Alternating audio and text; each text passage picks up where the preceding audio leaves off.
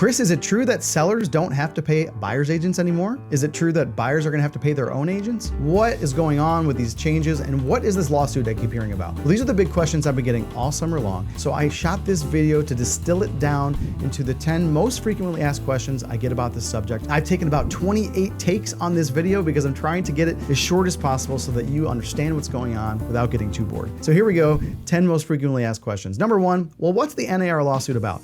Some of you may know about this, some of you may have good information, some of you may have bad information, some of you may not know anything at all. The short of it is that a lawsuit was brought against the National Association of Realtors and other real estate companies in America by home sellers who said they were led to believe that they were required to offer compensation to a buyer's agent in order to sell their house. Now, the reality is they were never required to do so, but they said they felt they were required to. So a settlement was reached, and NAR put some new practices into place to make sure that sellers and buyers have true understanding and transparency of how this process goes. I'm proud to say that I've always communicated very transparently with my buyers and sellers about how this goes. Many agents maybe didn't. And so these rules, I believe, in some ways are going to be very good for educating buyers and sellers about the process. So out of this lawsuit, two major changes happen, and we're going to detail those in these following questions.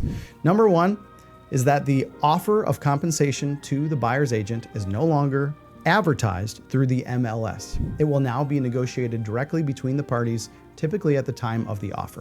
Change number two is that buyer's agents must now have a signed buyer's agent representation agreement with the buyer before showing them a house. And this would also detail the compensation that that buyer's agent would receive for representing them in a home purchase. All right, question number two. Are sellers still required to offer compensation to the buyer's agent? Well, I kind of just went after this question. No, in fact, they never were. Commissions have always been negotiable. Now, customarily, that is how most sellers have chosen to go about the process. There's a lot of reasons going back to the 1970s with different legal arrangements and real estate and agency and how these things work. It's too long to get into right now, but the reality is you do not have to offer compensation to the buyer's agent. Question number three. If it's not required, why should I offer compensation to the buyer's agent if I'm a seller? It's a great question. And that's a question we talk about even long before this lawsuit came into place. Sellers ask me this question all the time, and I'll try to distill it down. Basically, there's a few major reasons. Number one, when you're selling your house, you want to get it in front of as many eyes as possible. That is the eyes of qualified buyers and their agents. The more eyes that we get your house in front of, the more people that tour your home, the better chance we have of getting a solid offer and the best result for your home. And the better chance we have of perhaps getting more than one offer, which would increase the likelihood of the home selling for higher and better terms and all of the above. So if we can open up that opportunity to more buyers, and how does commission play into that? Well, number one, the sad truth is there could be some buyer's agents out there who might decide not to show the property if there wasn't an offer of compensation. Now, that's an unethical practice. I don't believe in that, but it is the sad truth that that could be a reality in this landscape. Moreover, however, the compensation is going to be discussed typically at the time of offer, and the buyer who believes that they're going to have to take on paying their own agent, either in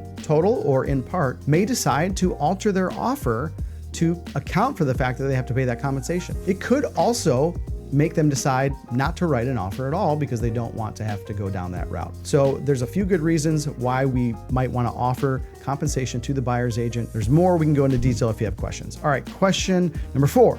What impact does this have on listing agreements? Well, now the listing agreement just has more explicit language, letting the seller know that they do not have to offer compensation. And if they're willing to offer compensation, we'll put it in, put in a number or say that it's negotiable, and we will handle that at the time of the offer. Okay, is it true that buyers have to sign an agreement just to see a house?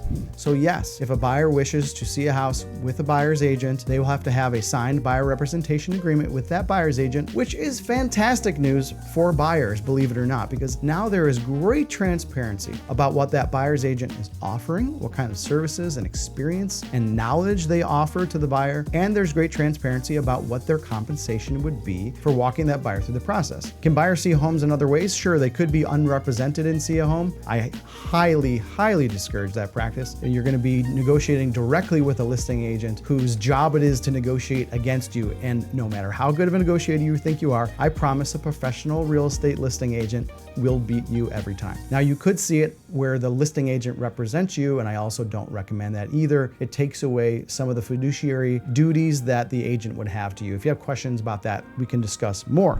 Okay.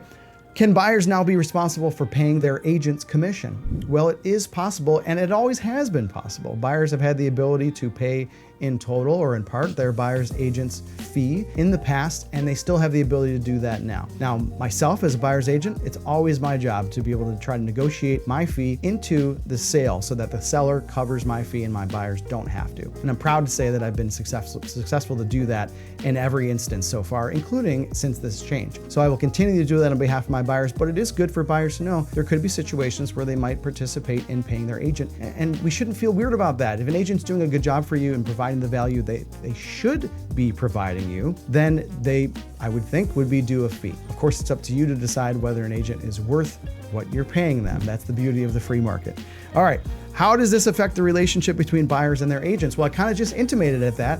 Buyers, you've got to be choosy in who you decide you're going to be represented by, because if you're going to participate in paying the agent, or if it's going to be a part of the negotiation process, you want to know that you're actually getting a skilled, experienced, full-time real estate agent who knows how to represent buyers, knows how to educate you. And there's so many things to consider. You know, in a seller's market, a lot of times it's not necessarily about how much you can negotiate off the sale price of the house. Sometimes it's about having the tools to be able to win the house in the first place in the presence of other offers. A lot of times it is about negotiating the price down or negotiating other terms of the offer that are favorable to the buyer. And a lot of times it's about risk aversion, helping buyers understand places to buy that, you know, might be detrimental to home value appreciation over time or might be good for home value appreciation. All these things you've got to consider. In addition to, does the buyer's agent make the process smooth for you?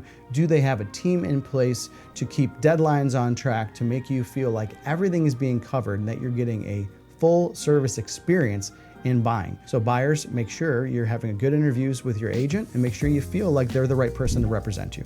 All right, number 8, what should home buyers know when negotiating commissions with their agents? Well, you should know what they're going to be charging for their fee. You should know what the services are. You should know reviews from other clients in the past. You should know their experience level, how many transactions they do per year. If an agent is doing only 3 or 4 home sales per year, I would argue that they are not experienced enough, especially in the current market, to be effectively representing you. So you want an agent who sells 30, 40, 50 or more homes per year and has constant reps at this process and knows what to look out for you. Okay, number 9, how do these changes affect competition in the real estate market? Well, I will tell you, I am one agent who is actually extremely excited about these changes because finally, buyers' agents must be called out for their value. Now, I feel I provided tremendous value for my buyers in the past, and if you're one of my past clients watching this video, I hope that you agree. I hope you might even comment and say that I've provided great value to and that you would work with me in the future. But the reality is there are many agents out there who open doors and don't do a lot else, and so now it's going to be their turn to have to try to prove value to their buyers in this competitive market. All right, last question. How might these changes influence the cost of buying or selling a home in 2024 and beyond?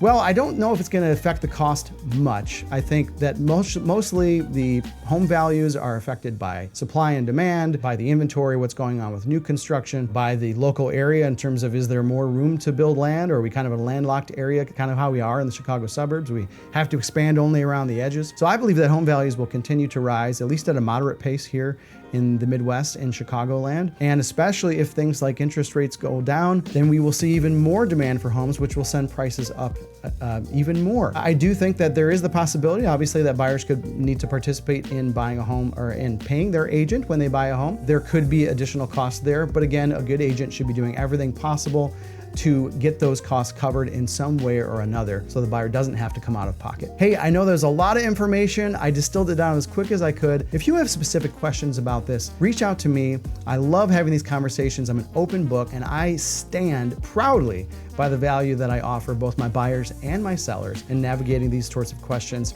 Looking forward to talking to you in the future. Take it easy.